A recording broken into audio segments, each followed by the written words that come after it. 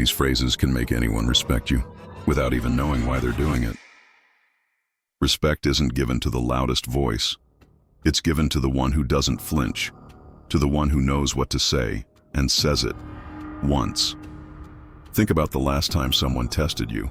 A passive-aggressive comment, a subtle insult. Maybe they laughed when you spoke.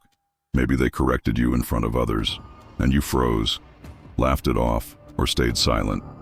You walked away feeling small, feeling like you should have said something, and that feeling doesn't go away.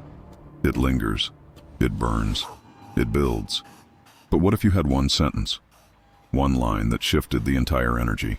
A verbal move so calm, so sharp, that the room stopped and realigned.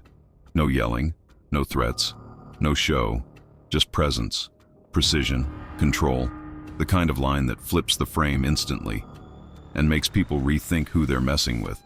That's what you're about to learn. Most people don't lose respect by being quiet. They lose it by saying too much. They talk to defend. They talk to explain. They talk to fill the silence and lose control. The moment someone challenges them, they overreact, over-explain, overcompensate, and it always comes from insecurity, a need to prove they're not weak, a fear of how they're being seen. But the truth is simple. The more you explain, the less power you hold. The more you react, the easier you are to control. And the louder you get, the weaker you seem. This is what narcissists and manipulators understand. They don't beat you with logic. They beat you with pressure, psychological tension. They control the frame and watch you fall apart. You don't need more words. You need better timing, better posture. One line, one shift, one reset. The difference between power and weakness is often just 5 seconds of silence, and the courage to say less, but say it better. 1. The frame flip phrase. Powerful people don't try to win arguments. They flip the frame so there's no argument to win. And they do it with precision, sometimes in one sentence. Here's how it works. When someone challenges you with disrespect, don't meet them on their level. Don't defend. Don't explain. Don't plead. Just say this: "Are you always this emotional?" And then stop. Let the silence hit. It's calm. It's surgical. It's disruptive. Because now they're on the defensive. They've been reframed as reactive, unstable, exposed. You've shifted the spotlight without raising your voice. You're no longer under pressure. They are. And the room feels it instantly. This phrase isn't about insult, it's dominance. It doesn't sound aggressive. It sounds curious. But it slices through ego like a blade. Most people never recover from that moment because it reveals their weakness without saying you're strong. 2. The pattern interrupt line. Some people won't confront you directly. They'll use jokes, sarcasm, passive aggression. They test your boundaries with fake smiles, and most people laugh along, not because it's funny, but because it's familiar. They freeze, they smile, they shrink. Here's the silent power move. You interrupt the pattern with clarity. Say this: calm, flat, nonchalant. That sounded a little insecure. Then pause. Say nothing more. It lands like a slow knife. Not because it's loud, but because it's accurate. It forces them to reflect or react emotionally. Either way, you win. You've called out the game without playing it, and the room feels the shift instantly. This phrase cuts through social games. It reframes the attacker as uncertain, and it leaves you calm, collected, unshaken. Respect isn't earned by matching disrespect. It's earned by breaking the script and writing your own. 3. The reverse question strategy. Most people answer every question they're asked, even loaded ones, even traps, even disrespectful setups. They feel obligated to respond, and that's the mistake. Questions aren't always neutral. Sometimes they're weapons, designed to control the frame, to make you justify yourself, to shift the power. So here's how you flip it back. When someone asks you a question meant to corner you, don't answer. Respond with your own question. Example, they say, "Why would you think that?" You say, "Why does that bother you?" Simple, clean, controlled, and disruptive. You're not playing defense. You're playing chess. Now they have to explain themselves. They have to fill the silence you created. Reverse questions regain control without aggression. They confuse, they pause, they reset energy, and they make people hesitate next time.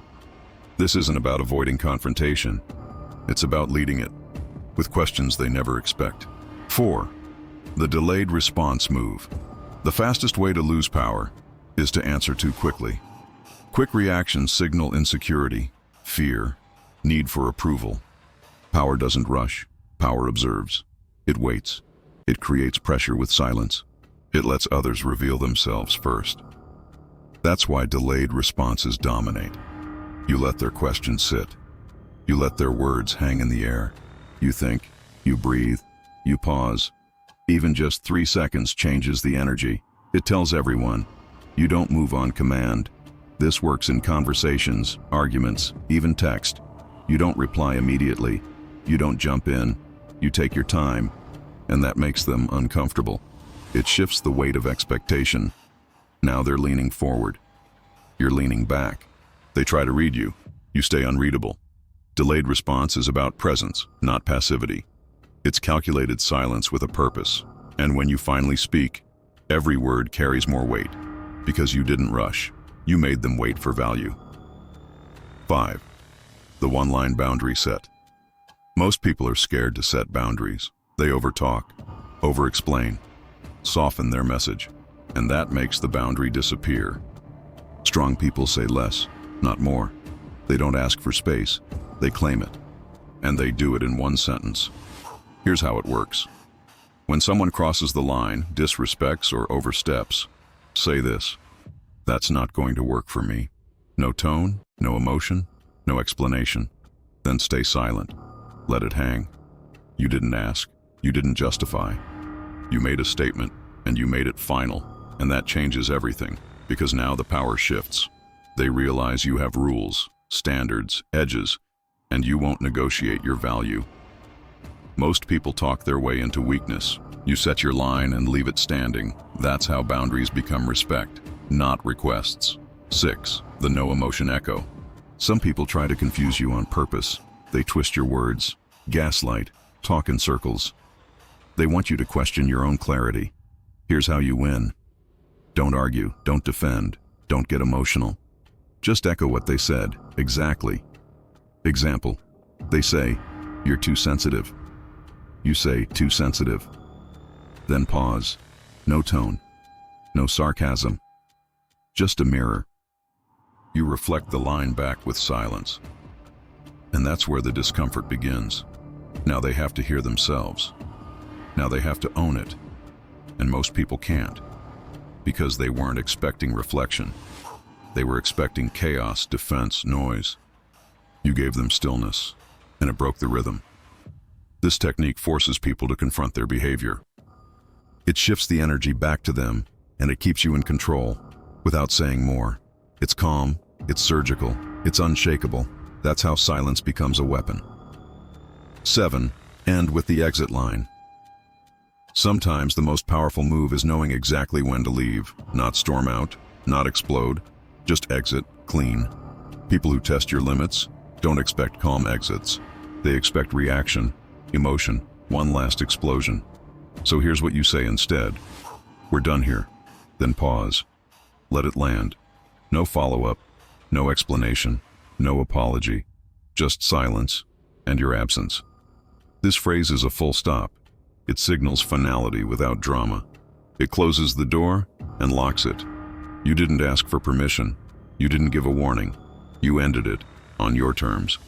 That's what makes it devastating. Because people feel when a door shuts for real, and they feel it deeper when it shuts. Silently.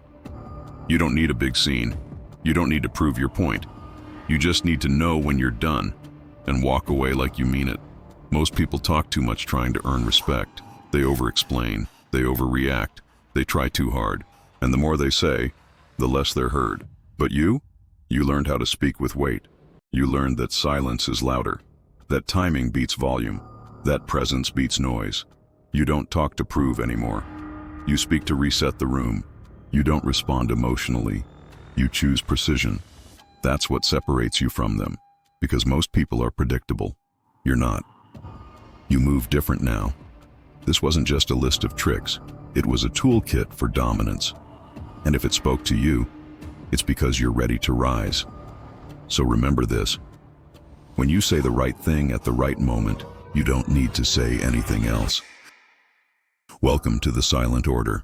Subscribe now, or keep talking loud and getting ignored.